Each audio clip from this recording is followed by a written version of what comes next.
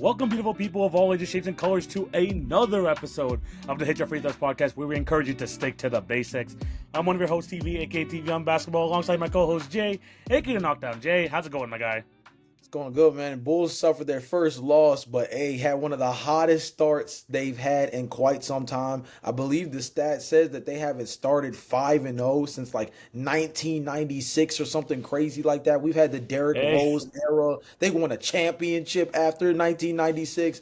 Yet this Chicago Bulls team, with no Kobe White, by the way, won their first 5 games. And I actually was making that last Knicks game the other day kind of a little bit competitive in the fourth quarter after it was like a 20-point blowout at one point. So Chicago they Bulls got looking it down good to right now. four. They got it down to Yeah, four. Yeah, that yeah. was a crazy Chicago one. Bulls looking pretty decent right now. And I'm not gonna lie, there's a lot of really interesting emerging stars across the league right now that I've just kind of been tapping into, not just on the mainstream teams. So it's been a really good first 2 weeks of the NBA season, can't lie.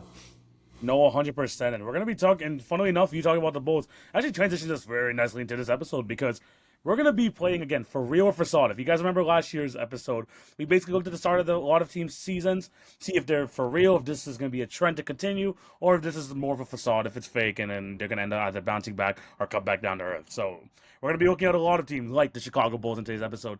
Should be a good one. Some teams that we haven't even talked about yet in the regular season, so it should be a good episode. But Jay, before we get into it, we do have to plug our other socials. Make sure you follow our individual socials at TV and Basketball, at The Routine Jumper. Those links can be found in the description down below. In terms of the Hit Your Free Throws podcast, follow us on TikTok and Instagram for the best daily NBA content. That's where you have the picks. That's where you got the news reactions. That's where you got the different series, the clips. All that stuff can be found on the TikTok and Instagram. If you're listening on any of the podcast networks, Spotify, Apple, make sure you subscribe, leave a review, and all that good stuff. We appreciate all of y'all's support. And if you're watching on YouTube, remember to like, share, and subscribe, and hit the notification bell so you will not miss an episode. We see all of you, and we appreciate, again, all of your support. Jay, are you ready into this? Yes, sir. We are now 6 games into the NBA season. Still not a crazy sample size, but we have a lot to talk about. And like I mentioned off the top, we are playing the game for real or facade. Some teams are kind of surprising us with the start of the season they had so far. Some of them disappointing. Is this going to continue? Is it not? We're going to talk about today. And Jay, the first team we're going to talk about is not the Chicago Bulls, but we're going to go with the team that's currently above them in the standings, the Philadelphia 76ers. And Jay, they're doing this in not the way we thought was going to happen. Obviously, VJ Edgecombe has had a phenomenal start to the season. Tyrese Maxey's playing like 43 minutes a game and almost leading the league in scoring right behind, I think it's right behind, what's it called? I think Giannis or someone? Yeah, Giannis at the moment. I know Luka is still averaging more points per game, but he doesn't have enough games to qualify. But they're playing really well offensively. They're still managing Joel Embiid's minutes of playing like 20 minutes or so a night, and he's been effective in those minutes. And they're 5-1, Jay, and they're still missing Jared McCain from the situation. Is this start for them a for real or a facade? Okay, so this is the thing. I think that you can call this genuinely for real because, again, we said this before the season started. They were going to be the biggest enigma in basketball this year because the biggest question was just going to be what the heck is Joel Embiid? What the heck is Paul George? What does Jared McCain look like when he comes back? There were so many question marks that it leaves so much open room to either put high expectations on them or to set things relatively low and allow them to shoot above their weight, right? And for a lot of people, they went with the latter. They decided to say, this team seems like they're going to be another dumpster fire. Maybe they'll have a good breakout year from VJ Edgecombe to kick off things because he'll have so much opportunity to start off, and he's fulfilled that to start off the season. But with Paul George starting the season already on the shelf, Jared McCain getting injured before the season even started, Kyle Lowry's barely played, everything kind of gave this indication that it's going to be rough. So anything in the positive is a win this year, given the fact that they shouldn't have expectations to make a deep postseason run or anything like that.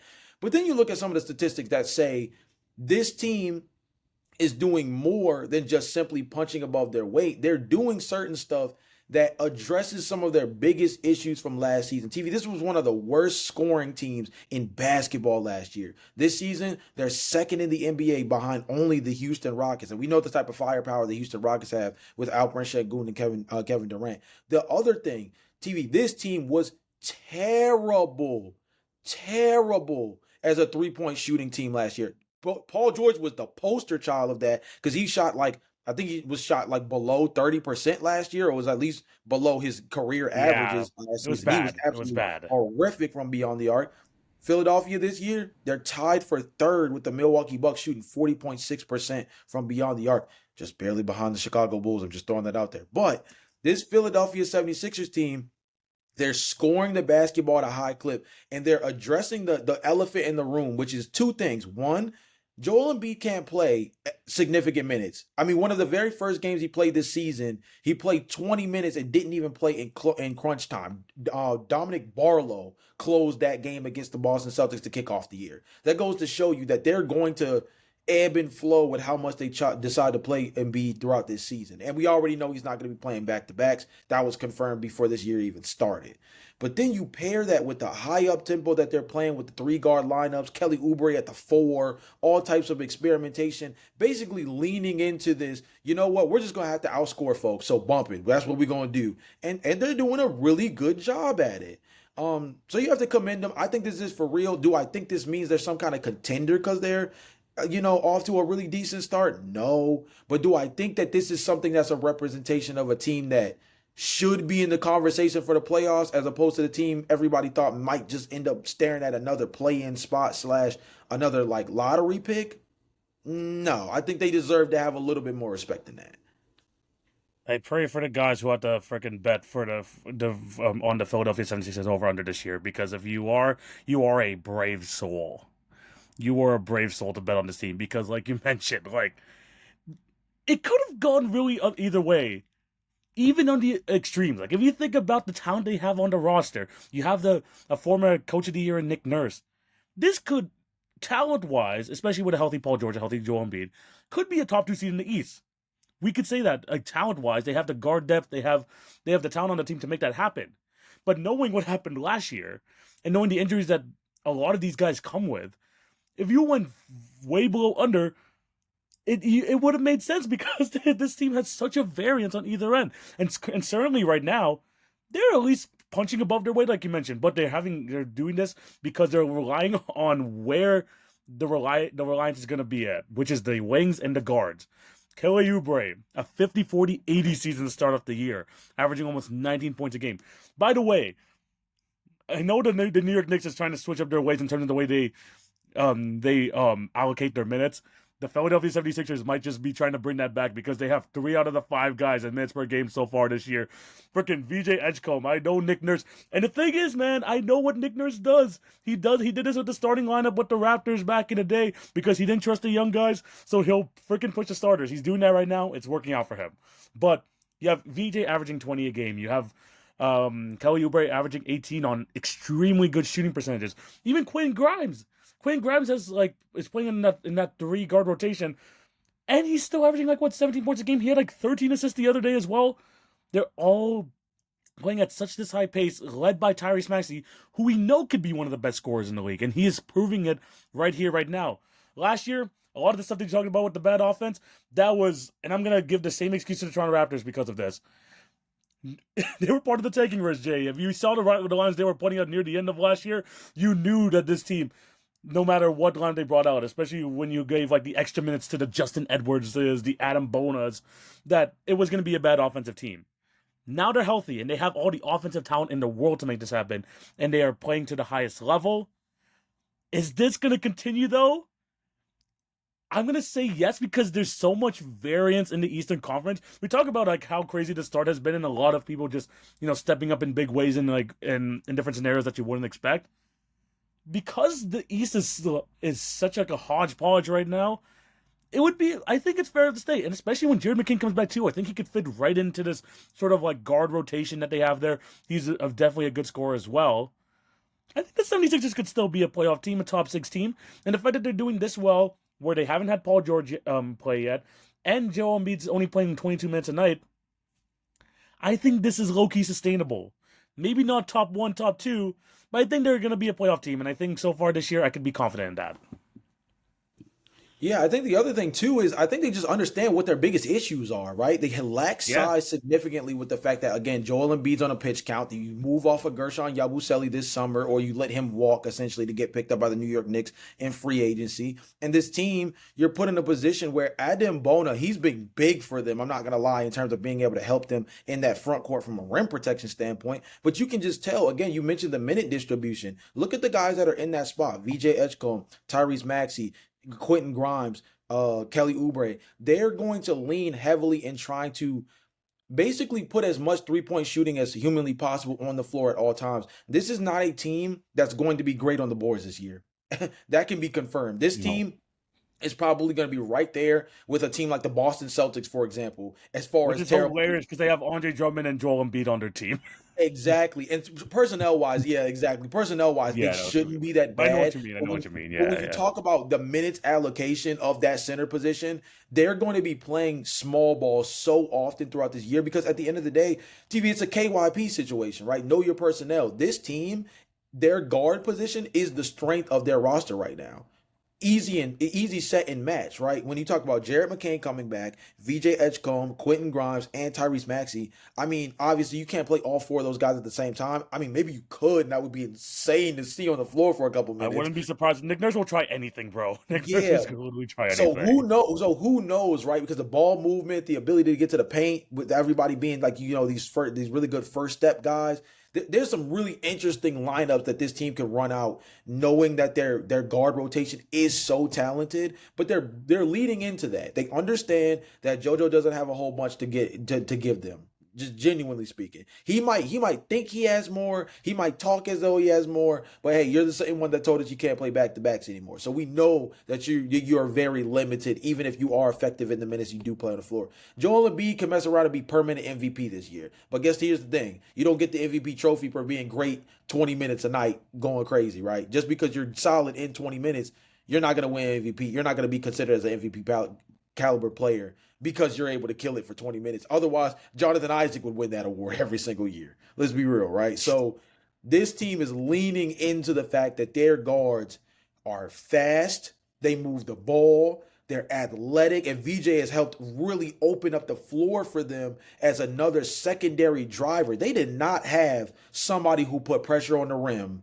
last season outside of Tyrese Maxey, and it showed. TV, their inability to get open shots, both on the perimeter and getting to the basket. It showed last season that because Paul George wasn't getting to the rim, because Kelly Oubre is not really somebody that's a big time driver, because Joel Embiid obviously didn't play very much last season either. There was so many limitations in terms of being able to really create open looks across the floor. And of course, Tyrese missed time last year too, so that only puts even more pressure on guys to try to figure it out. This team, with what they've got going, it's a unique way to go about it. It's also a very Nick Nurse thing to do, to kind of just use the hodgepodge of things you do have on the roster and just still find a way to make it work. I mean, you guys used a boxing one on Steph Curry years ago. Like, these are things where you're not surprised by the idea of him using unique play style tactics in order to try to get wins.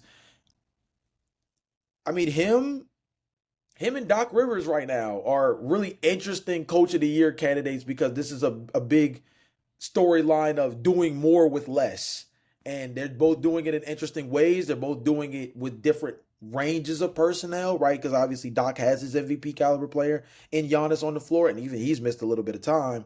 But Nick Nurse, got to give him credit where credit's due. You got a team that can barely rebound, and you're one of the top scoring teams in the NBA. Insane work. Insane work.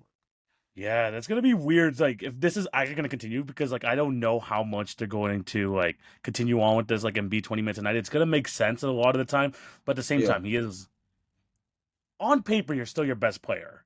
It's Yeah. really weird to see Yeah. him to see him do this and see him like be put in the situation. But like you mentioned, Nick Nurse is willing to try these things, and I was wondering because even going into the season, they have so many guards. I don't know how they're gonna be able to allocate the minutes. This is how you're gonna do it. You're gonna have to like lean into this type of style. So no matter what, even if VJ's off the court, even if Tyrese Maxey's off the court, you have Jared McCain eventually coming back into the mix. You have Kelly Oubre, you have Quentin Grimes. Now you have like we talked about, it's weird because like I'm going to be comparing this eventually to the Oklahoma City Thunder before they were great. You know, the three-headed point guard Oh, monster Dennis of Schroeder, Chris Shooter, Chris Paul. Paul, and Yeah, Shea. This is going to yeah. be like a weird four-headed eventually when you have Jared McCain back in the mix and you have VJ, Maxi, Grimes, and Jared McCain, and they're not going to let you rest. These four are not going to let you rest. These guys are speedsters. These guys are going to get at you defensively, and they're going to be scoring buckets and shooting a lot of threes. So it's very interesting to see what the start of this Philadelphia 76er team has done. But I can't say I haven't been enjoying it. They've actually played a good band of basketball this season. I don't want to get too high. Again, I do say this is for real, but I don't want to get too high in this team because we know what happens when expectations are put on them. But so Yeah. far, it's been pretty good, Jay. Yeah, I cannot complain. Let's put it this way. They've at least been a really fun team to watch, and that alone was a question mark coming into the season. So I'll take what I can get.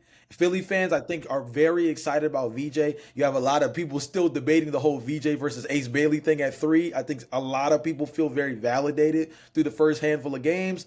We'll see how everything fits. I think there's still a reality where down the line we have to revisit that conversation again because I do think that Ace is very solid. But VJ is vindicating the crap out of Daryl Morey right now by playing out of his mind after being taken third overall. Like he is definitely helping the narrative that if there's one thing that Philly has been able to do over the last handful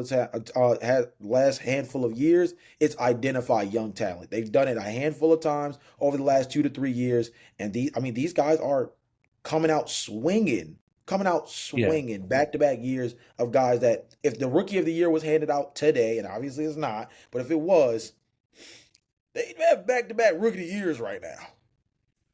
Oh, 100%.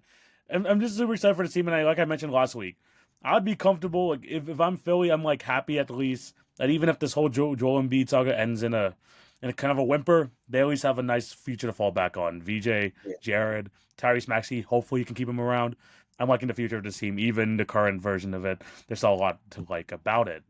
Jay, we're gonna go from the very top and drop to the very bottom because we're gonna have to talk about Okay. possibly one of the worst situations in basketball, Jay. We've been clowning this team all off season long, and they're giving us more of a reason to. The New Orleans Pelicans, Jay, Yeah. they traded away their pick this year, and Yeah. they've started 0-6. And what Yeah. makes matters worse? I know they lost to the Thunder yesterday, as at the time of recording. It is the Thunder; they are the defending champions. But this was a Thunder team with no Chet Holmgren, no Lou Dort, no Kenrich Williams. I mean, Kenrich Williams is out for the year, but no Jalen, no J Dub, and the Yeah. Pelicans lost by 30. Yeah. The Pelicans lost by 30. Zion, Trey, all these guys are healthy, bro. All these guys are healthy, and the trade that they made in order to give up their unprotected first round pick this year. They're not even playing Derek Queen that much. He's playing like 6 minutes a night. Dude, that's the craziest part, by the way. And I was on Twitter the other day, kind of trying to catch the temperature on this because I was trying to get a feel for how fans felt about the idea of Derek Queen not playing. Because, like, is it just that he's bad? Is it that he's No, just it's not getting minutes? No, TV. And it sucks even more because, like, for me, right? Remember on one of our preseason shows when we were doing our 21 questions, one of the questions was like one of the teams I'm very interested slash intrigued that to watch a lot of this season. I said, well, the New Orleans Pelicans traded their pick to Atlanta, and they gave Indiana their first round pick back. So they gotta kind of lean into trying to be a win now basketball team, right? TV. They've easily been the worst team in basketball to kick off the season. The worst bro, team in basketball, and it might bro. not even be close. It's been rough. I'm actually just looking at the Derek Queen minutes. He started the first game of the season playing 34 minutes, and each game, 13 minutes less. Then after 12 minutes less than that, then another 6 minutes less. And now he played 6 minutes the last game. Jay, this is the guy that you were so wanting to get on your team in order to trade your Yeah. unprotected first round pick for in the draft class. In one of a generation draft class, Cam Boozer. You have AJ DeBonza, Darren Peterson. Jay, it's looked really bad so far. And I talked about the freaking Kings having one of the worst situations in the league. I know I said that before the season. Oh yeah, Pelicans might be down there, bro. The yeah. Pelicans might be Pelicans may down have there. a beat by now. It's man. Yeah, He, and you even reminded me of the freaking Pacers thing. The day before Game 7. The day Mhm. before Game 7, they traded the Pacers pick back to them. And the Pacers currently right now, where are they standing? Like 1-5? 1-5. They're 1-5 right now. TV, With this all these injuries. can you believe? Remember, okay, TV. Do you remember? Ironically, I think it was around this same time last season, right? Everybody was clamoring over the whole OKC has the LA Clippers pick thing, right? Where it was like, could they mess around and win a chip I remember and this get Cooper conversation. Flag Yeah, I remember the this. Yeah. same summer? Yeah. Is there a reality where this team is just absolutely on steroids going into next season by getting a top pick? The New Orleans Pelicans had a chance to come into this year where it is, at least from a name brand perspective, is very top heavy, right? The first couple of names kind of fly off the board. Nate Ahmed, AJ DeBonta, Cam Bruiser, right? Like Darren automatically, Peterson, yeah. Darren Peterson at point guard / shooting guard. Like the first 4 or 5 names just boom, boom, boom, boom, boom. They fly off. You just know who they are, right? In a top heavy draft, or at least from a name value perspective, if you look at the standings right now, TV, there's a universe where the New Orleans Pelicans, with the Indiana Pacers pick and the pick they sent to the Atlanta Hawks, could have landed 2 of them. 2 of them. Yo, I just thought about this when you were like talking about all that. Like all those rumors about Trae Young potentially being traded away, not being extended. Imagine if the Atlanta Hawks luck into Darren Peterson with this roster going forward. And it's Dude. because of the pure negligence that is the New Orleans Pelicans franchise. That they could have got the freaking ultimate get out of jail free card by I mean Trae Young also being injured to start the year also sucks for them too. But having that extra pick from the Pelicans, because it's not going to look like it's going to get better for the No. Pelicans. By the way, it's not like it's going Oh, to get any better, even though there's talent there. The thing is, Jay, we know that there's talent there. TV, Kevon Looney's not saving the day. He's him I coming back from injury is not going to help this team No, out, bro, bro. but there's so many guys on this team that you're like, man, I was a big fan of Trey Murphy coming into last year, even this year. We wanted Zion to be, firmly back in those, top power forward discussions. Jordan Poole, we thought this was going to be a cool reclamation project. Yeah. Jay, Jordan Poole scoring under 38% from the field. Trey Murphy's under 40% from the field. One of their more efficient players is the freaking rookie Jeremiah Fears. Like, Yeah, he scored I double mean, it's a figures in young like team. 5 of the 6 games. He's been good. He's been good. No, that's what I'm saying about like last week about this draft class too. People like Jeremiah Fears, we didn't even talk about him last week, but he's been damn good Yeah. as well. Yeah. I mean, there's tradable pieces here. There is, but the thing is going to keep biting them in the butt. And the thing Yeah. that us fans are going to look at from now until the draft lottery is they gave that pick up just to move up 10 spots. To Yeah. move up 10 spots. Ooh. And Bro, Jay, that's they traded away the Pacers pick to get that 23rd pick. And they used yes. the 23rd pick to move. I don't know. TV. Like, this Pelicans team has pissed me off since the draft. And that's why I had to remind you about the Indiana Pacers aspect of it, because that's what makes it worse. This is a team that was genuinely positioned between their own pick and the Indy pick, which I mean, okay, nobody could have seen that Tyrese Halliburton was basically going to blow a Yeah, tire. especially to Obviously. do that trade before that game as well. Like, that's Yeah. crazy. But so of course, hindsight is 2020 for a reason, right? But to know that there's a universe where this team was going to be able to go into this draft class and maybe get Cam Boozer and Darren Peterson, or AJ DeBonta and Darren Peterson, some combination, right? And add that to Zion Williamson, Trey Murphy the third. You still Jeremiah got Fears, you got yeah. Jeremiah Fierce who's hooping. I still love Herb Jones regardless of what the numbers Oh look like no, this for year. sure, no, The, 100%, the yeah, yeah, yeah. numbers say that he's kind of fell off a cliff to start off the year, but come on, the intangibles are still there, and I think on a team that has a legitimate pulse, he's still a really good player for this squad. So, man, bro, DeAndre they Aiden they played more. Sorry, DeAndre Jordan played more minutes than Derek Queen yesterday. DeAndre Jordan started the day after he got signed. That was drugs. That was drugs, dude.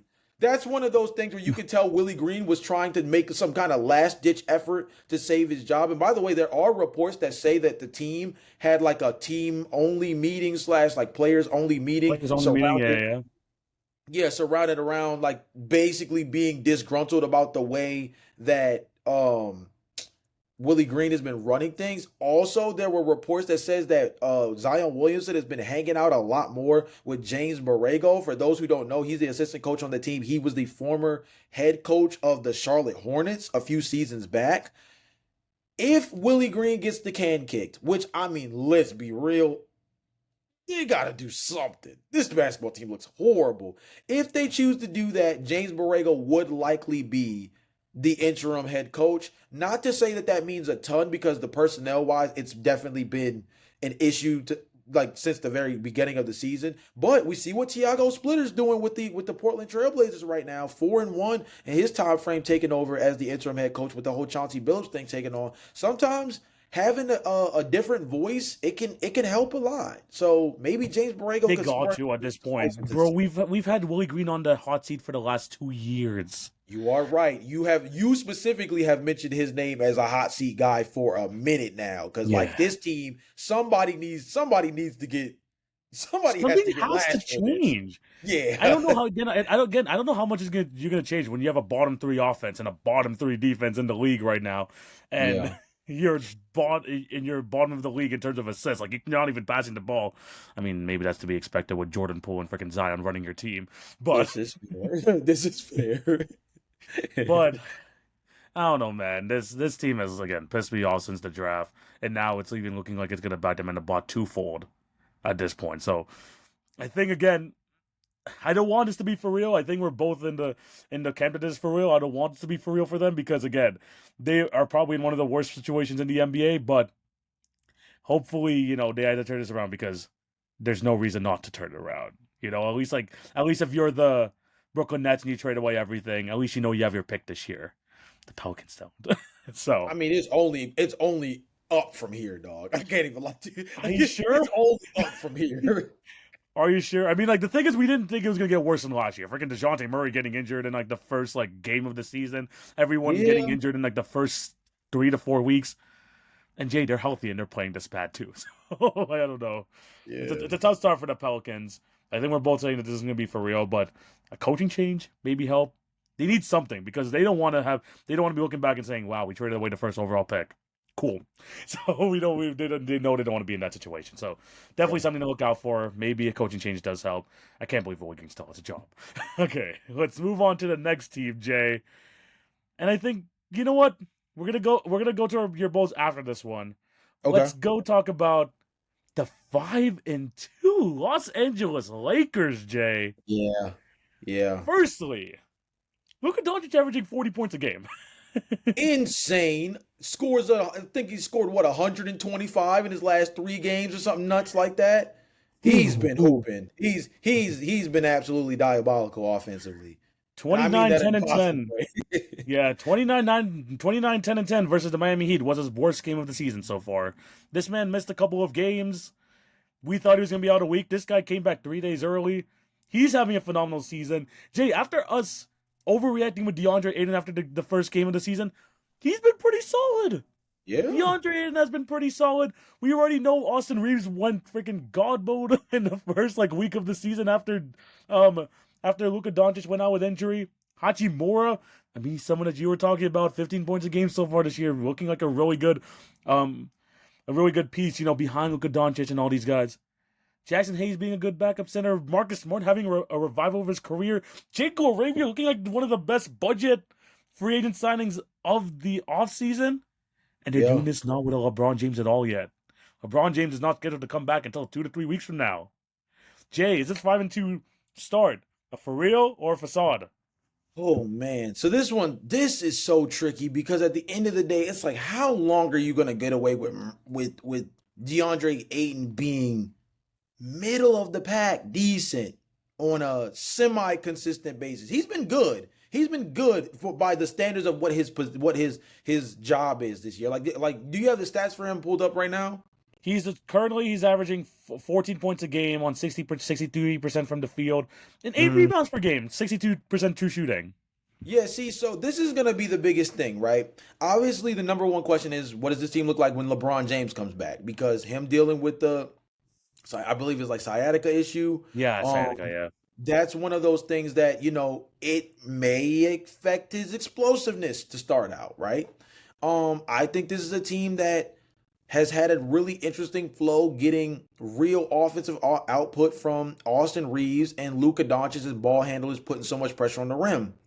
This is not a crazy three-point shooting team by any means. They're decent, but this is not a team that's going to kill you from beyond the arc. They are actually, yes, fourth worst percentage-wise as a team shooting from beyond the arc this year. This is a team that's Bro, it getting doesn't it matter done if you by have Luka going this ham. It doesn't matter if you have Luka doing getting. the things he's doing.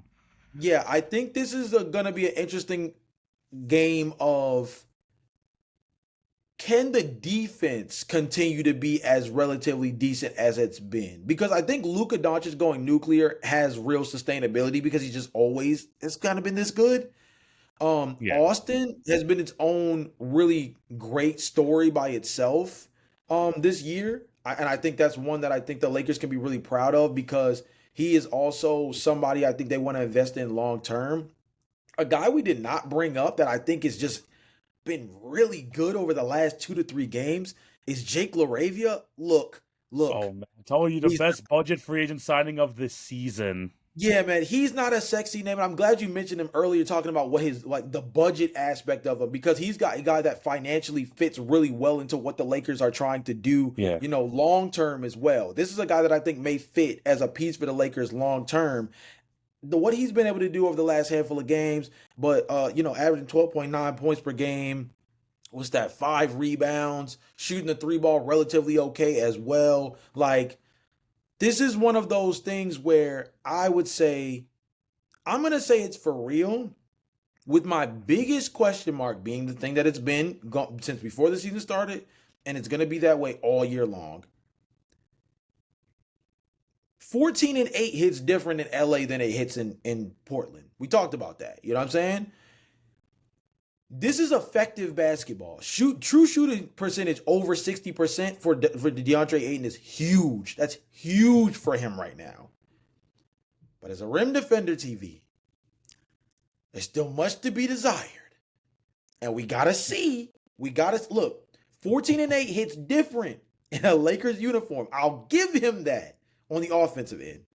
As a rim protector, we gotta see something special from him soon because that was the thing that killed them last year. And I think regardless of how great Luka is, regardless of how good Austin Reeves is, regardless of getting LeBron James back healthy, if they do not have strong rim protection, TV, they're going to get murdered in this Western Conference. They're going to get assaulted in this Western Conference with the way some of these Western Conference bigs are and with some of the best players in the West being the best at finishing in the paint. Some of the best scorers in the Western Conference, Shai Gilgeous-Alexander, Anthony Edwards. When you go down the list of some of these guys, they are the best around the rim, and you do not have a legit rim protector right now. And you're in the freaking Western Conference with Wemby and Jokic, who look like the two best centers in all Didn't of even mention basketball. those two. Yeah, didn't even mention those two. Golly. Like, Yeah. that is insane. This is what I will say about DeAndre because I do want to talk a bit more about Jake LaRavia because he's, I think, again, one of the best budget pickups of the season. Yeah. If he is not going to get it right with Luka Doncic next to him, and Luka's going to call it his teammates. Luka will call it your teammates. And freaking LeBron James, there's no hope for DeAndre Ayton. So we saw that he can be a nice fit on a finals team. We saw that when he was paired with Chris Paul that one year. We could see him lock in defensively. That was the little bit of hope, Jay, when he moved to the Trailblazers that we had. We said he was going to be one of the revitalized careers is going to be over there. And of course, that didn't happen. But Yep. this is Nick's chance to redeem himself. If he can't get it done next to Luka and LeBron, then it's like there's a hope for DeAndre Ayton. But he's looked good so far, even after that bad first game. It's looked pretty good. But yeah, Jake Laravia, the percentages have been great. Just plays really well off ball. Remember, he was a good player on the Memphis Grizzlies, but that was the Yeah. time when the Memphis Grizzlies had. I think we talked about it. They're trying to like consolidate a lot of their assets because they had like 12 or 13 playable players during that time, so they Yeah. had to move them on to the Sacramento Kings. And then when you're in the Sacramento Kings vortex, it's hard to find time for you, even if you're a solid role player. Yeah. The Lakers took advantage of that, got him on the cheap. If he can get this three ball working, I don't expect it to be 50-60% that it is right now, Yeah. but over 40%, 38%, 39%, the Lakers will take that in a heartbeat. Yeah. And then, He's Warren, what are you saying? no, you're good. My fault. No, I was also just going to say, when you have that going on and then you have the rest of the supporting cast has just been surprisingly good for this team when there's a lot of a lot of question marks going into it. Even Marcus Smart has looked pretty damn solid Yeah. coming back here. So I'm liking, the moves we saw with the Lakers we thought was questionable. It's working out right now, and I'm not, and I'll eat crow on that because we were kind of criticizing is this going to be enough? They're performing. They're definitely performing. Yeah. Yeah. Again, and the question about it being enough has more to be like, are they a championship caliber team? And obviously, I don't know if any of these performances necessarily prove that they're there yet. But a guy that I was actually going to touch on, and I'm glad you kind of said it in passing, was Marcus Smart. Like, he's not shooting the ball well, and that's the biggest thing that's hurt him really the last couple of seasons. That was one of the biggest reasons why I think he didn't fit in Memphis even when he was healthy, was that three ball is just not there. He's shooting less than 30% from beyond the arc right now, and it's on low volume. So this is just flat out inefficiency. But he's been a really strong point of attack defender for them. And TV, it's kind of safe to say he's easily their best point of attack defender from a talent perspective. I guess you probably would say Jarrett Vanderbilt first, likely. And of course, him comes down to the health situation as well, with him being consistent as another player that you have to kind of keep your eye on. This team, for me, TV, I'm not worried about whether they can score the ball. I feel very confident in that. I feel very confident. Austin Reeves is averaging 31 points a game. Luka Doncic is averaging 41 points a game. You're getting 72 points from your backcourt. I'm not worried about them scoring the basketball even when they get LeBron James back. If anything, that even further insinuates I think they're going to be fine on offense. Offensively, yes. This team has to be able to guard, and more specifically, they need to be able to guard in the half court, because this team's going to get killed in transition all year. I'm worried about this team in space. Oh my come the goodness. playoffs. It already looks wicked as it is. This team is going to get absolutely mollywopped in transition play. So they have to be effective in the half-court defense, because that's also a reflection of how they're going to be able to be effective during the postseason, right? If this team is going to go anywhere, they're going to have to be able to guard in a half-court setting, because that's when, obviously we've had teams like the Indiana Pacers show that you can still push pace even in postseason play where things are more physical. But most teams are not the Indiana Pacers. A lot of teams, when that whistle starts to swallow a lot more in terms of the physicality being more frequent, the things slowing down, half court sets being more active. This is one of those teams that, from a physicality perspective, should be one of the better ones in the NBA come season's end. Right now, TBD. I think it's there for real, though. I think their offense is going to be elite for most of the season. You can expect that with Luka Doncic freaking leading the way, so that should be fine. And Austin Reeves, literally doesn't matter where you put him in terms of the pecking order. He has been fantastic to start the year. Definitely looking out for that near max contract, and I think he's fully deserving of it. But yeah, no, this team has been great. Let's see if the defense will be able to catch up. I think I'm fine with the offense, but this Lakers team, again, very entertaining, and I'm glad that Luka Doncic is reminding people, skinny Luka's a real thing, and he's going to be absolutely dominant for the majority of the season if he stays healthy. He's not. Him and Austin Reeves aren't playing tonight, but they're gonna be a real threat, especially offensively in the Western Conference. Jay, I've been holding out for too long. Let's talk about your Chicago Bulls, because currently, right now, like you mentioned, they did lose last night to the New York Knicks. They did have a mini comeback near the end, but 5-1 to start the year. Jay, who saw this coming? Nikola Vucevic is trying to maintain his trade value if he ever were to get traded, bro. Freaking, he is playing phenomenal to start off the year. Josh Giddey, May and April basketball. Who? March and April basketball. Who? This man's averaging a near 22-point triple double. He's having a great start to the year on 40% from three, by the way. Have to definitely shout that out with Josh Giddey. Io having a good start to the year, averaging 16 points a game. Buzelas looking like he's going to be like a top 3 player from the last draft class. Jay, what's going on? I need to hear from you as a Bulls fan. Is this for real, or is it one of those weird Bulls things that we talk about every year? But are they going to be able to maintain this? In the question of for real or facade, or in the question of for real or facade, the answer easily is hell no, bro. No way. This is actually pretty insane. I'm not gonna lie to you, TV. I had to double check some of the numbers for this team because I just could not wrap my mind around it. Do you know this By the way, team no Kobe White coming this in? year at all. No Kobe White Yeah, this year at Kobe all. Kobe White has not played, which I don't think is a net negative by any means. I think actually when he comes back, he's going to be able to help with the fact that this team is top five in pace right now. They're one of the fastest teams in basketball. They lead the league in assists per game, or I believe they're top three in assists per game. They are top three, top five in passes per game. This team is moving the ball around. They're playing up tempo. They're one of the best three-point shooting teams in the league. I mentioned it earlier in the Philadelphia 76ers segment that they were in the top five as far as three-point percentage, shooting 40.6%. Josh Giddey has been hooping, absolutely hooping as an initiator this year. His three ball is sticking, something that was the biggest question about the end of last season. I remember you were mentioning On good talking about March percentages, and Jay. April. On good Yeah, percentages.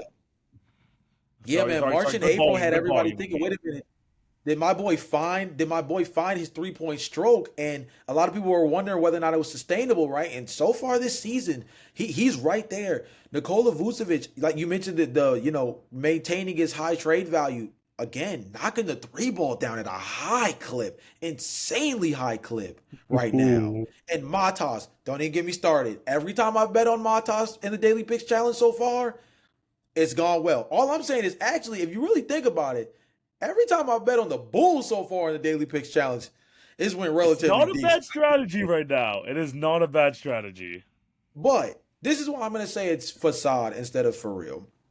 There's a couple of things that stood out to me statistically that make me go, wait a minute, hold on. Number one is TV, did you know going into that second New York Knicks matchup, because we played them twice in 3 days, Yes, going yes. into that second New York Knicks matchup, we were top three in defensive rating. Huh? Wait a minute. That one mattered a little bit to me. Hey, baby And Kawhi, bro. Patrick Williams. it Just kidding, bro. contrasts with the fact that actually after the New York Knicks game, they're actually middle of the pack. I think they're around 14th or 15th in points allowed. So there's a little bit of a contrast there between defensive rating and actual, opponents' points per game right now. So that's something where I think that comes down. Defensive rating is being skewed by opponents' shooting luck. I would not be surprised, especially in terms of them guarding the three ball. They've been one of the better teams at protecting the 3-point line this season. I think that also has a little bit to do with opponents' shooting luck. I think teams are shooting like 34, 35% from beyond the arc against the Bulls this season. That's kind of a lucky circumstance. I think some of it is built off of the fact that this Bulls team just makes teams play so much faster than they want to because this team loves to get out and run. Oh my goodness. This Bulls team loves to get out and run, which is it's helpful, right? Because we've seen the productivity of it, whether it's the Indiana Pacers from last year, you see it with Philly right now. I think that your Toronto Raptors have been really good at this, right? In terms of pushing pace this season, and just forcing teams to kind of have to compete in a full 94 feet, as opposed to a team that, again, not necessarily the most athletically damaging in the half court setting. Because, like, let's be honest, Mata's probably our best athlete on the team right now, realistically, right? So in a half court setting, it's a lot of having to move the ball quick. It's a lot of having to make quick decisions. This Bulls team, I think the biggest reason why I think it's a facade is because there's two things that stand out. The first question is the 3-point shooting sustainable? Because this team is shooting lights out, and it's on very decent volume. So is the 3-point shooting sustainable? And I got a 6 game sample size is not enough to get me there yet. And number two is, where does this defense meet the median at? Like, we see the apex was at one point, TV, this team had a defensive rating of 98.8. The next best team, defensive rating wise, was like 101. That might not sound like a big discrepancy, but TV knows, and those who really are into the advanced analytics know that 3-point differential actually shows that, like, the difference between like elite and then elite. So this Bulls team was like definitively the best defense in basketball just a game or two ago, and it's still top 5 right now. I don't know if that's gonna stick. Could they still be a top 10 defense by the end of the year? Maybe. We saw the Orlando Magic do it without some of their best players for a majority of the season. This team has been healthy, so we'll see. But those are the two biggest things. I'm going to say Facade right now. It's partially me being a pessimistic Bulls fan as well, despite the fact that I love what they're doing right now. I just wonder if the 3-point shooting is real. I wonder if the defense is even remotely real. And those two things are giving me cause to pause. Josh Giddey's looked amazing, though. Got to give credit where credit's due. I said this half jokingly when we did the East over unders, because I think you said you were going with the under, and I said I was cleanly going. I think I cleanly said I was going the over because I think I said this again half jokingly that the Bulls are going to start off like 7-4. You did. You definitely did. I said they're gonna somehow start 7-4, and Karshinovis, I forgot how to pronounce his name. Arturas is probably AK. Arturas. AK sees what he likes what he sees right now. That's what I'm saying. There's gonna be somewhere in there in the Bulls organization that thinks, in a battered down Eastern Conference, this could be sustainable, even though we probably think this is not. But again, like you mentioned, I'm still gonna go Facade. I will agree with you there, because this defense has been legit. I don't know how much this is going to continue, especially with Vucevic as your freaking defensive anchor for this team. But again, I'm just surprised with how many guys are just like playing well, and also just very surprised with how bad people are shooting against you. Like you mentioned, the 3-point shooting that these other teams like are doing against the Chicago Bulls over this first part of the season have been horrible. Like, these are good shooting teams too, and for some reason, when they face the Chicago Bulls, they end up just like shooting absolute bricks. So I don't know if this is sustainable. Kobe White coming back, I think will help out with the pace of play for sure. Josh Giddey being a 22, 9, and 8 thing, they feel like this is like more 2K numbers more than anything. I don't know how much is actually gonna be sustainable. Right. But man, I'm gonna be enjoying this ride for as long as it matters, because I'm enjoying Bulls basketball. I told you, Matas Buzelis is my favorite prospect coming out of last year's draft. I'm glad he's getting his chance at the Bulls and he's playing well. Also, I have him on my fantasy team, so I'm actually very happy with what he's been giving me so far. But I don't know. It's weird because in the East, you can make an argument that so many of these teams can make a run. You can make an argument, but this Bulls team, with the start to the season, and no, they're not playing like the best teams out there too, but they are competing with some of like the best teams, especially in the East. I will say Facade. But I think this Bulls team, I said it before the season. Are they going to be a play-in team? I think even more now than ever. I am very much in the group that yes, I do think they're going to be for sure a play-in team. Yeah. Like I said, I love what the Bulls are doing right now. And again, this might be me just being a pessimistic Bulls fan. I think I'm a little bit more loud and proud about the Bulls on my actual podcast where I have segments dedicated to the Bulls, but I try my best to be very realistic about them. And again, the 3-point shooting is outstanding right now. And the 3-point opponent shooting luck says that they're a better defense than they may actually be. And again, I just want to see where the middle ground of all of that is. If this team is as good of a 3-point shooting team as they look right now, and they truly are as good at protecting the 3-point line as they've been, or the opponent's shooting luck just continues to stay in their favor, right, all season long, and that kind of uplifts their numbers, then, I mean, this is a team that can mess around and do what the Detroit Pistons did last year. And I don't know how great I feel about that as a Bulls fan right now, but at the same time, I mean, that's the trajectory they're on just based off of what the numbers say. So, yeah, it's just going to be really interesting to see how they play out the rest of the year. I'll give it another 2 weeks so we can reconvene on this kind of topic of for Where the real or Bulls are at, facades, yeah. a team like the Bulls. But right now they're sample size victims. I'm a little bit worried about whether or not this is not enough to tell me whether or not their defense is really Fair this elite or not. Fair enough. Fair enough. Obviously, again, we're still 6 games into the season. It's such a small sample size that in 2 weeks from now, the narratives are going to be completely different. The way we see these teams are going to be completely different. But so far, Jay, 6 games in, enjoy the ride, man. Enjoy the ride so far. Let's see how far the Bulls are going to be able Yeah. to take you. A team that's definitely not enjoying the ride, though, to start off the season, and it's going to look like it's going to be worse. And I'm very happy that I said in my West over-unders that this is going to be clearly an under because it's looking like a clear under. The Dallas Mavericks, 2-4 to start the year. Doesn't help that Cooper Flag, obviously, he's starting at the point guard position. They're trying to make sure that we've seen this with Jason Kidd and Giannis. They wanted him to be starting off by really holding in on his ball handling and playmaking skills. But Anthony Davis is injured. Klay Thompson looks even more washed. Derek Lively's injured. This team's already breaking apart the seams, Jay, and we're not even 7 games in. Is this for real facade? 2-4 Dallas Mavericks. I'm gonna say facade, and this is why. And I think this is like there's first of all, this team is not that bad. This team is not that bad. Regardless of what you see on the paper, there's a few things that stand out. Number one, obviously Kyrie Irving not healthy right now. No real point Of guard. course. They're running Cooper Flag at point guard.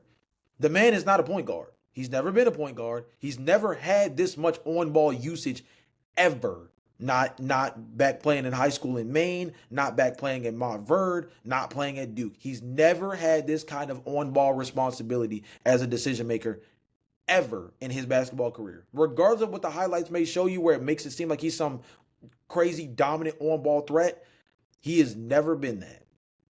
That's number one. Number two, Anthony Davis. I mean, come on, bro. It's every year. It's every single season. But it contributes to it. We also have to throw in the fact Derek Lively and Daniel Gafford have also missed time. So, like, there's no the whole defense wins championships infrastructure that Nico Harrison's trying to lean on for this new roster. They don't even have the guys that fit the personnel right now to really lean into playing that style of basketball. Number three, excuse me, is I genuinely believe that this Dallas Mavericks team is actually going to be better for this stretch of basketball later down the line. What I mean by that is because I think that because Cooper Flag naturally is not this kind of on-ball decision maker that they're trying to make him right now, I think when he gets moved back to his natural position at the 3 spot, he's going to see the floor so much differently. It's the Giannis arc. It's the Giannis arc that Yes, they're trying to do. Yeah. it's very Giannis-esque. It's very similar to, I think, to a lesser degree, because I think Cooper has just another gear than this player, but it's very similar to even what the Houston Rockets are trying to do with Amen Thompson during their point guard debacle as well, right? I think that this idea of developing this is a lost art in basketball in general, I believe, especially in the NBA, is the development of IQ within, your younger players. I think we're so focused on guys being polished products right out of college or right coming over from overseas that we forget that feel for the game is kind of a you have it or you don't.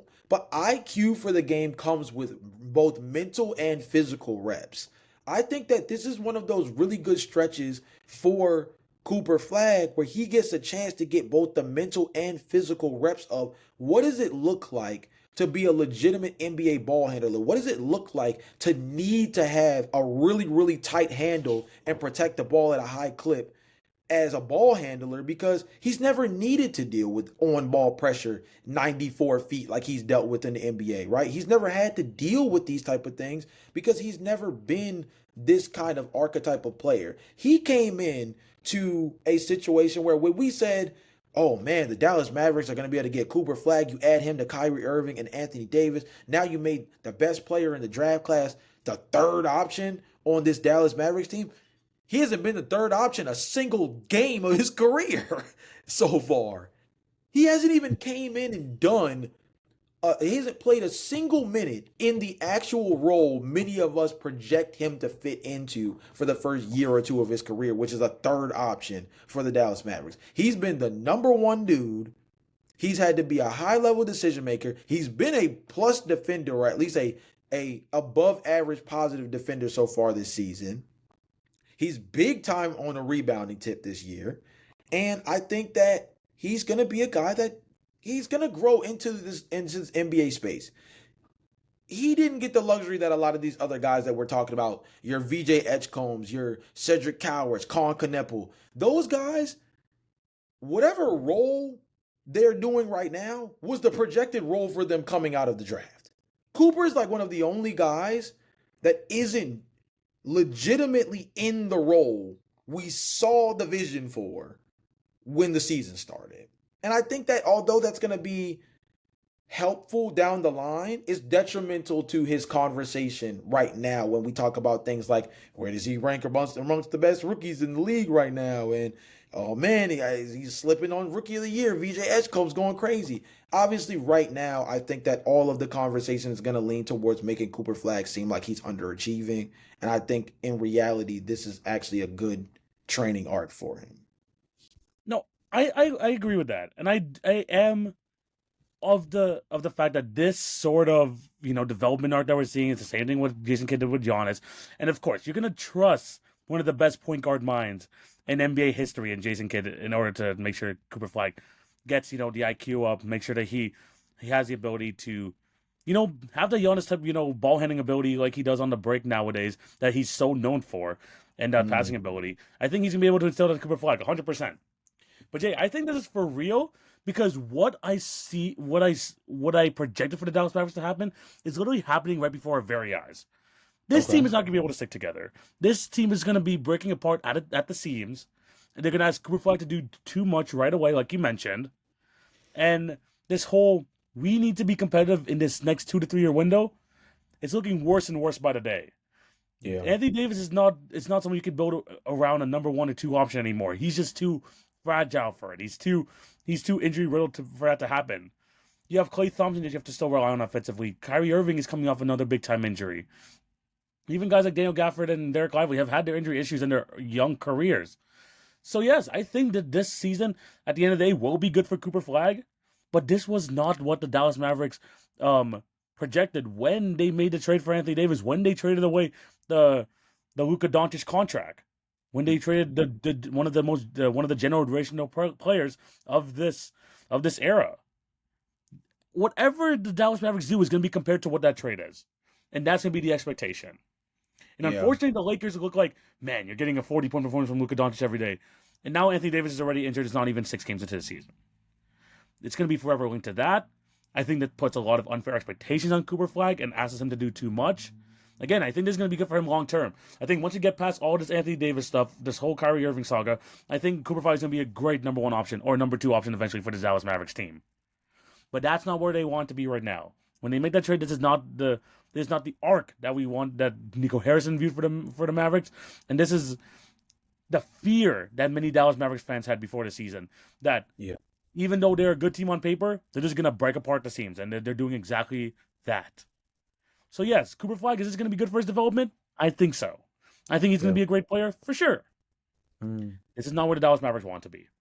And now, as long as Luka Doncic continues to perform, you can keep looking at that Laker team. You're going to think, what could have been? All the time.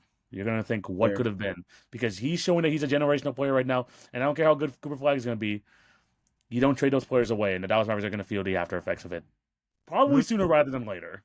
Yeah, I mean, I don't even know how you can turn the TV on and watch Luka hoop right now and not at least feel a little worried that you didn't make the right call. It wasn't the right call at the time, and it's looking worse and worse by the day, Jay. Yeah. So yeah, I don't know. This 2-4 start, I'm gonna say for real. I already do that again. They're gonna break apart like this.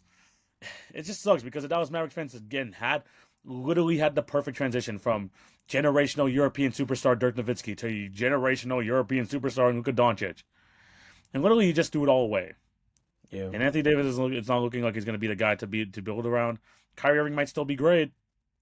It's not something that's gonna bring this team to whatever they had predicted for themselves, and I feel bad that Cooper Flag has to be part of this expectation because I think he's going to be a great player still. But Yeah. yeah, tough start for the Dallas Mavericks. Tough start. I think for real. Yeah, it's a tough start for them. Jay, one more team before we end off today. All The right. Miami Heat. Now I added them last minute, Jay, because Mm-hmm. although they are a 3-3 team, they've lost their last 2 games. They have become one of the most interesting teams in all of basketball. Their offense is one of the best in the league. You're seeing the reemergence of Jaime Hawkins. We talked a bit about him a lot during his rookie season. He had a Yep. really rough sophomore. He had a sophomore slump, and he bounced back in a big way so far this year. Bam looks like a reinvigorated player next to without Jimmy Butler there anymore. And they're doing this without Tyler Hero, Jay. I know they're 3-3, but they've looked like one of the more interesting teams going into this so far this year. They look like they could be making some noise a bit in the East. Do you think this is for real or a facade?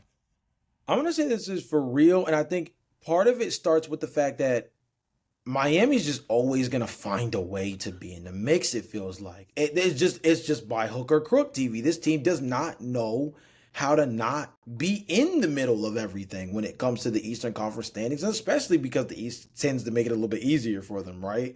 But the way they're playing right now, they've been so effective in the transition game. Jaime Jaquez and Simone Fontecchio off the bench. Bro. The bench unit. the, Bro. I mean, Detroit has to be kicking themselves for that Simone Fontecchio trade moving off of him for Duncan Robinson. And Duncan's not playing bad for Detroit right now, but dude, Simone Fontecchio. I mean, he was a guy that I remember I mentioned him last year when we talked about the Detroit Pistons as a guy that I thought was a really solid steal for them in the trade market. And unfortunately, he didn't stick as much as one would have hoped. But I think that Detroit's going to regret that one a little bit, especially with the fact that they missed out on bringing back Tim Hardaway Jr. and Malik Beasley's going through Malik Beasley things right at the moment, right? So this Miami Heat team, though, dude, I mean, Norman has been hooping. The defense has been there. The bench has been productive. They're one of the top teams in terms of moving the ball around. TV, you said this off podcast, and I want you to elaborate on pod now because I think it's kind of like a really important point if we're really going to break down the Miami Heat as a team this year. It doesn't feel like Spoelstra ball, but it somehow is punching above its weight as if it were Spoelstra ball. Like it feels like another one of those, we're going to get this done as a group. We're gonna out physical, or we're gonna outpace, we're gonna outrun, whatever it looks like, we're gonna outdo you on a night to night basis. We're gonna out hustle you on a night to night basis. And it's leading to really good basketball. Yeah, they're 3-3, but this is a team that the product on the floor looks good for what they're trying to experiment with, given their roster and given the fact that they just don't have a history of playing this way. No, no, 100%. I mean, it's very Miami Heat like you mentioned, to think that they're not that great of a the talent does not match the productivity on the floor. But we had an expectation saying you know what, maybe they may be a playing team, maybe not. But not going to be that great. Yeah. Jay, they are currently number one pace in offense right now. They are playing at the number one pace in the entire league. Yeah. That just does not sound like Miami Heat basketball, especially when you're coming off the Jimmy Butler era, where things were kind of slowed down to a pulp with him over there. When you had a lot of dribble, dribble, dribble, Tyra Hero moments, especially last year as well. I felt like with this new system, and I think you mentioned it too. They hired a assistant coach, but they're treating him as like an offensive coordinator or something. Like you mentioned, Yeah. Mm-hmm. this whole freelance offense is leading to just a lot more pace, a lot more movement within the offense. Everyone's getting involved. The assists are up there. You talk about some of these teams at the top assists in the league. They are literally number 3 right now at almost 30 a game. Yeah. The defense is still doing pretty well. I mean, you're gonna expect that with Bam Adebayo on the court. But you're just again getting just lots of different production from a lot of different people. People thought Tyler Hero being missing from the lineup, that's gonna be a dent to the Miami Heat offense. Well, Norman Powell is coming in. He's playing 24 minutes, scoring 24 a game, even though it's only been 3 games so far. Jaime Mhm. Jaquez, 19 points a game. Wiggins having a really damn good season so far at 16 points a game on 50% from the field. And you mentioned Fontecchio and that bench, one of the highest scoring benches in the league. I think they're currently top 3 or top 5 right now. They have been Yeah. phenomenal. I mean, So they're this getting nearly whole 30 points a game from just those two. just those two. That's not even like take into effect that Nikola Jovic is averaging like almost 10 points off the bench. The fact Hmm. that Paul Larson is like who was showing some like little like bits and pieces last year of getting into the rotation. He's looking like a pretty good role player there. These are some hoopers, bro. They got hoopers over there, and this offense is just making sure that these guys are involved. And I think that's a big thing here too, because like we talked about it with certain teams. In order to be competitive in this lineup, I think that was a big talking point of last week. You're gonna have to have depth in your lineup. And the Miami Heat are using what 10 people like on a game to game basis, and this is without Tyler Hero. They're trying to make sure that these guys are ready for this long and tenuous regular season, and then when you go to the playoffs, that you're going to be able to trust them when put in certain situations. These Yeah. guys can score. Kudos to Eric Spoelstra for embracing this whole new offensive scheme. And it feels like everyone is getting involved in their. Oh wait, freaking Bam Adebayo's averaging 22 and 9, being a very good defender still. So I think this Miami Heat team being able to realize, look, Jimmy Butler's not a leading scorer anymore. The way that we're gonna be able to be effective is not by playing the same way we did the last few years. Them being able to embrace it. I mean, Eric Spoelstra's been there for so long. He's had to go through so many iterations of this Miami Heat team. And at Yeah. this point, it's just like another one that he has to go through. And currently, even though they're 3-3, it's looking pretty good so far. Yeah. I think Miami is going to be a team to they're going to be a team to really pay attention to because they're going to be a squad that they're just doing it differently. They've put themselves in a really interesting situation where without their all-star guard from last year in Tyler Hero, they have the chance to get another, influx of talent by adding him to the offensive rotation. And again, it feels like a play style that is translatable when he gets back. We didn't even mention Davion Mitchell, by the way. That is like he's been really good filling in at that starting point guard position so far this year. Like he's been really good. He is like the definition of Heat culture. That dude, Davion Yeah. Mitchell, like fits that like to a T. Yeah, definitely. It's funny that we can go dang near this entire segment about the Miami Heat and really not talk too much about Bam Adebayo, but I think that goes to show you just how different they're playing. That they're trying their best. TV, we talked about this last year. They're trying their best not to lean so much into him being this number one scoring option type because I think they finally realized that that's just not where his ceiling is.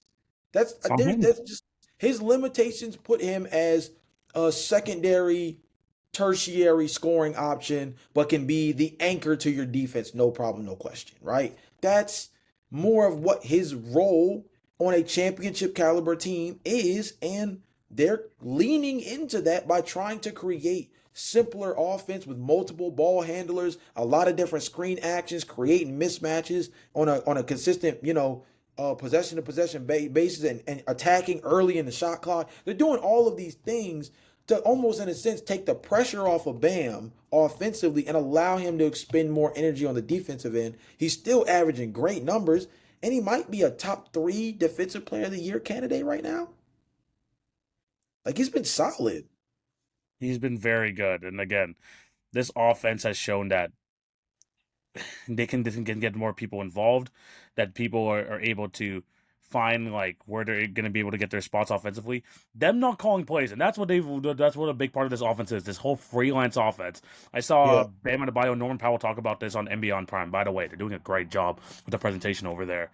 But yeah, they're just talking about how like there's just like so much space in this half court that when someone like is off the ball, they're going to try and find different spaces to make sure that the defense is moving. And even when you're not off the ball, you're making sure that they have to keep an eye on you at all times. So this is new for a lot of teams to face. That's why I think it's been so effective so far. It's going to be interesting to see how effective this is going to be for the duration of an 82 game season. Mind you, the Memphis Grizzlies tried doing this last year, and this was like Taylor Jenkins' last hurrah, trying to like jolt some life into this offense, and clearly Yeah. it didn't work. That's why they ended up like freaking letting him go like a week before the season ended. But the Miami Heat are making it work. And if I'm going to trust freaking Eric Spoelstra to keep running this offense and to continue to punch above their weight, I have no reason to, because the Miami Heat continue to do this year after year after year. And now they're just doing it a different way. Again, a different way than what we are accustomed to. But they're still playing Miami Heat basketball and like punching above their weight. So shout out to them. I think this is for real. I don't think they're going to be like one of the top teams in the East. I mean, currently they're number 6. But can they be, sneaking into the playoffs as a number 7th or 8th seed? Definitely. More than definitely. And I think this Miami Heat team, again, at least they've been like really fun to watch. And people are scared about Tyler Hero coming in.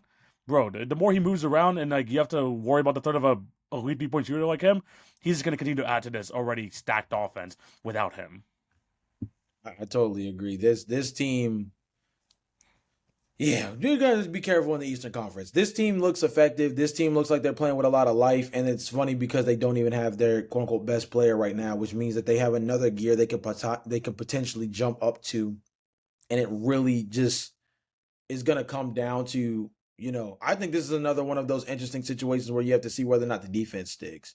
Because with them playing so high up tempo, the question always comes, what's going to end up giving on the other end of it? The Orlando Magic, their crosstown rival, are dealing with that a lot right now, right? They're trying to Mhm. play more up tempo basketball. I believe they're top 10 in pace.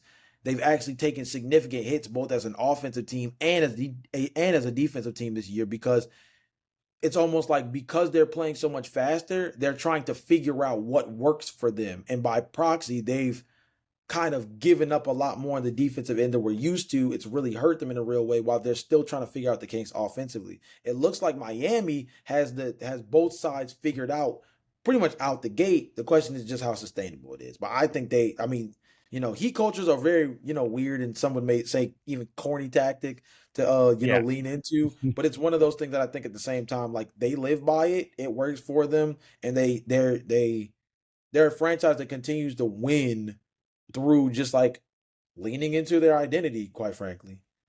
Yeah, 100%. I mean, they've been great this year. Just really want to hear your thoughts, because this team has been one of the more intriguing teams of the season so far. I'm excited to see how they're gonna be able to make this work, and especially adding Tyler Hero to just already high paced, high octane offense should be really fun. And Miami Heat always finding a way. That if there's one thing for sure with the Miami Heat, is always trying to find a way to stay competitive. We said this about the Indiana Pacers back in the day. Obviously, they're struggling with a bunch of injuries, but the Miami Heat, no matter what, they're not gonna tank. It doesn't matter what they have on the court, they're not gonna tank. So they're gonna continue to play hard. Let's just see if this is gonna be sustainable for the 82 game season. But yeah, those are the teams we're going to talk about. Let us know down below what you guys think down below. Do you agree or disagree with what we talked about, if they're for real or facade? We want to hear your thoughts down below. Jay, it has been an end to another fantastic episode. Thank you guys for watching. What do you have to tell these beautiful people before we sign out? Yeah, man. Well, first off, lock in on the Chicago Bulls, because we need to evaluate whether or not what we've seen really is, long term, long term for them, because it's going to be a real determining factor in terms of what they do in the trade market, right? Like the Chicago Bulls, if this is sustainable, they're not going to move off of guys like Nikola Vucevic and Io DeSumo and Kobe White and all the guys that you would think of would be in those conversations as part of a fire sale, because their contracts are nearly up and you're looking at a situation where the Bulls have to get into extension conversations with them, right? So if they continue to play at this rate, AK is not going to move off of them at the trade deadline, which also makes things a little quieter around the NBA trade deadline, because the Bulls were going to be one of those teams that maybe not headlines as a fire sale team, but they were going to be one of the heavily featured ones, just given the fact that some of the talent they have is highly coveted. Number two is, I think, a team that sneaky people should pay a little bit more attention to. I don't think it's necessarily because they're going to be winning crazy amounts of basketball games, but I think it's just because they have a really good storyline going for them right now. It's the Charlotte Hornets. Charlotte Hornets, all three of their rookies so far this season have been phenomenal in their own different ways. Sion James, Colin Kneppel, and Ryan Kalkbrenner have all been really By good. the way, I saw that Grant Kalkbrenner was like 81% from the field. That's like Yeah, the he was. highest. Crazy. He actually through the first like 5 games of the season was like he had the best field goal percentage of someone through their first 5 games ever. He was shooting 90% from the floor. Colin Knippel set like a rookie record or tied a rookie record for knocking down 16 threes through his first 4 games. Sion James has been absolutely excellent defensively and hitting the three ball. He's shooting, I think, one of the best percentages in the NBA, like 70% on. I think he at the time of when I saw the stat, he had taken 10 threes so far this season, and he hit 7 of them. So he's shooting 70% from beyond the arc at the time. It might be a little bit lower now. But yeah, Charlotte, we talked about it before the season started of like, man, we just talked about it on this podcast so much, man. It's scary what competent players can do for you, bro. It's scary what having players who just actually know how to play the game of basketball and fit within their roles can do for a basketball team. And mind you, this team is doing it with no Brandon Miller. They're getting a lot of help from Colin Sexton off that bench as well. I think he's been a great fit for them.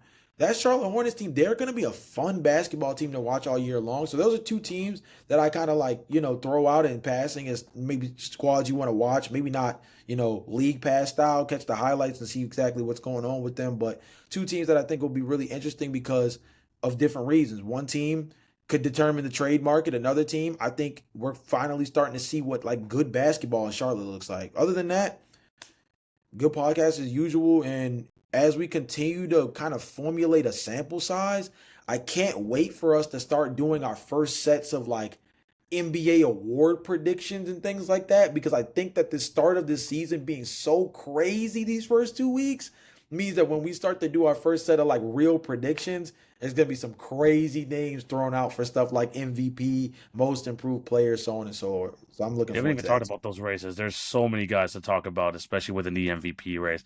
Most improved Yeah. is going to be super, super exciting as well. So yeah, there's going to be a lot of stuff to talk about. This already NBA season is already on to a fantastic start.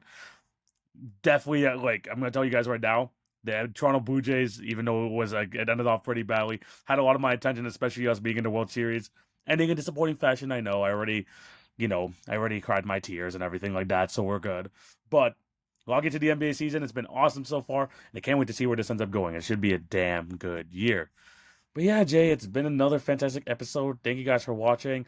Make sure make sure you continue to support the Jiffy Dust podcast in any way possible. All of our links will be down in the description down below.